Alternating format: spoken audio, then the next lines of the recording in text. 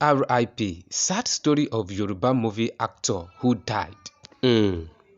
Àwáyé ikú kan ò sí. Dájúdájú gbogbo wa lápadà lọ jábọ̀ iṣẹ́ tá a ṣe fọ́ba mi òkè. Ọ̀tá fàsókè yídóborí rántí pé tọ́ba yóò bá rí ẹ tọ̀run ńkọ́ ohun wo gbogbo wa. Díẹ̀ leléyìí nínú àwọn òǹṣèré sinimá ilé wa tí wọ́n jáde láyé tí wọ́n gbèkúrú jẹ lọ́wọ́ ẹbọra lọ́dún 2023 tá a wà yìí. Alákọ̀ọ́kọ́ Òjó Àrówóṣafẹ́ni tí ọ̀pọ̀ èèyàn sì mọ̀ sí Fádèyí Olóró. Ní ọjọ́ 7 oṣù kẹta ọdún 2023 ní ẹ̀ka sinimá ilé wa ké gbàjarè síta wípé ògbónágbòǹgbò tí ń dátọ́ lẹ́nu ìgbín òǹṣèré sinimá Fádèyí Olóró ti jáde láyé. Wọ́n ló ti gbèkúrú jẹ lọ́wọ́ ẹbọra. Fádèyí Olóró tí ọjọ́ orí rẹ̀ jẹ́ 66 years lẹ́yìn tí bàbá náà kojú àjálù àìsàn onírúurú tí ó gba ẹ̀mí rẹ̀ lójijì. Iṣẹ́ ribiribi àti ipa tí ó kó nínú eré sinimá ó jẹ́ má lè gbàgbé, kò sì ṣeé fọwọ́ rọ́ sẹ́yìn rárá. Tá a bá ń sọ nípa ògbóǹtagí àwọn tí wọ́n ń ṣe eré tíátà àti sinimá nílẹ̀ wa, ọ̀kan gbòógì ni Fádèyí Olóró. Fádèyí Olóró àfiṣùkẹ̀ sùnre o. Lóòótọ́ ni pé a fẹ́ ọ, ṣùgbọ́n Ọlọ́run fẹ́ ẹ jù wá lọ. Kó o sùn láyọ̀ olùgbàlà rẹ. Ẹlẹ́ẹ̀kejì, Murphy Afọlábí. Ikú Murphy jẹ́ àgbọ́sọgbánù. Ó dàbí pé èèyàn ò kú rí ni nígbà tí wọ́n kéde wípé Murphy Afọlábí jáde láyé. Ọmọ 49 years ni Murphy wà lásìkò tí ikú olóṣì abara dúdú họhọhọ tó mú lọ láàrin àwọn ẹgbẹ́ ẹ̀ tí wọ́n jọ ń ṣeré tíátà.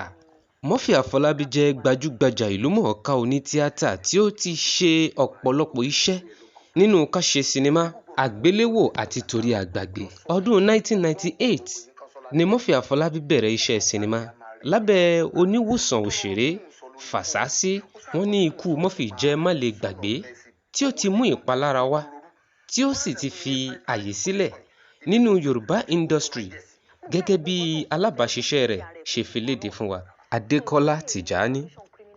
Ẹnì kẹta, Fẹ́mi Ògúnròǹbí tí gbogbo èèyàn mọ̀ sí Papa Ajasco. Papa Ajasco jẹ́ òǹṣèré sinimá apanilẹ́rìn tí ó jáde láyé ní ọjọ́ 14 oṣù kínní ọdún 2023. Ikú Papa Ajasco jẹ́ èyí tí ó ya àwọn èèyàn lẹ́nu gbáà nítorí ipa ribiribi tí ó kó nínú eré aláwàdà àgbéléwò kan tí a mọ̀ sí Wálé Adénúgá production tí ó gbajúmọ̀ dáadáa. Ìyẹn Papa Ajasco and Company ló jẹ́ káwọn èèyàn mọ̀ ọ́ dáadáa lórílẹ̀‐èdè Nàìjíríà. May he so rest in peace. Ẹnì kẹrin, Musiliu Ajíkanlé ni. Musiliu Ajíkanlé jẹ́ talented actor tí ò ṣeé gbàgbé nínú Yorùbá movie industry. Musiliu Ajíkanlé jáde láyé ní ọjọ́ 7 oṣù keje ọdún 2023 lẹ́yìn tí ó ní ìpèníjà àìsàn rọpárọsẹ̀ tó sì gbẹ̀mí bàbá náà ní ìfọ́nà ìfọ́nṣu. Kí Olúwa bá wa tẹ́ sáfẹ́fẹ́ rẹ̀. Ẹnì karùn-ún ni Ìyábọ̀ Òkò. Ìyábọ̀ Òkò jẹ́ àgbàlagbà nínú káṣeré sinimá àti tíátà ilé wa tí ó sì ti kópa ribiribi tó pọ̀ gan nínú ìdàgbàsókè sinimá àti tíátà nílẹ̀ Nàìjíríà. Wọ́n kéde ìpapòdà Ìyábọ̀ Òkò ní ọjọ́ 29 oṣù kẹfà ọdún 2003. Sidikat Ọdúntàn tí gbogbo wa mọ̀ sí Ìyábọ̀ Òkò ó jáde láyé látàrí àìsàn rọpárọsẹ̀ tó ń bá màmá náà fínra gidigidi. 62 years nìyá yìí nígbà tí ọlọ́jọ́ dé. K'Olúwa bá wa tẹ́ sáfẹ́fẹ́ dáadáa. Chief Sunday Àkànbí Akínọlá tí gbogbo èèyàn mọ̀ sí Bàbá Fèyí Kọ́gbọ́n.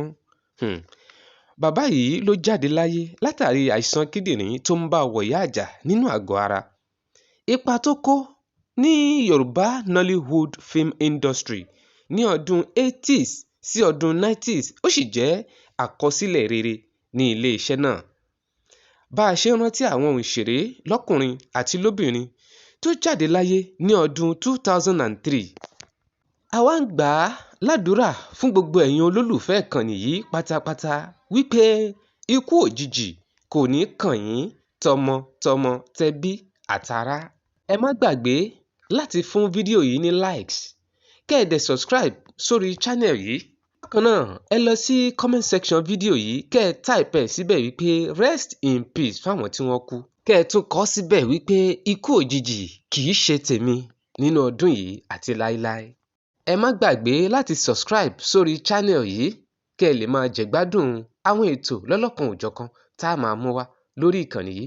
Ẹ ṣé bẹ́ẹ̀ ṣe wà pẹ̀lú wa. Ẹ ní rí ohun gbé sọnù bí ò ṣe bí ọmọ láṣẹ ọba mi Èdùmàrè.